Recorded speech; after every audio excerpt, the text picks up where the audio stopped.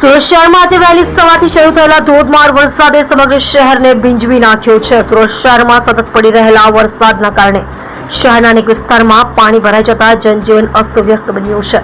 ખાસ કરીને શહેરના નીચાણવાળા વિસ્તારોમાં પાણી ભરાવાની ગંભીર સ્થિતિ ઊભી થઈ છે। અર્ચના સ્કૂલ વિસ્તારમાં તો પાણી ઘૂંટણસમા ભરાઈ ગયા છે।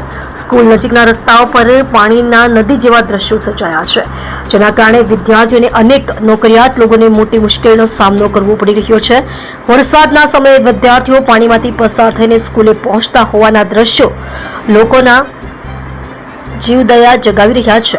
શહેરના અન્ય વિસ્તારોમાં પણ ટ્રાફિક જામ અને વાહન ચલાવવામાં વિઘ્નો સર્જાઈ રહ્યા છે। રાહદારી લોકોને પોતાના દૈનિક કામકાજ માટે ઘરમાંથી નીકળવું પણ મુશ્કેલ બની ગયું છે। સુરત મહાનગરપાલિકા દ્વારા પ્રી મોન્સૂન કામગીરીના મોટા દાવાઓ કરવામાં આવ્યા હતા, પરંતુ હકીકતમાં વરસાદના પ્રથમ દિનથી જ આ દાવાઓ પોકળ સાબિત થઈ રહ્યા છે। સ્થિતિ સંભાળવા તંત્ર તાત્કાલિક રીતે હાલત પર કાબુ લાવે તેવી સ્થાનિકોની માંગ ઉઠી રહી છે।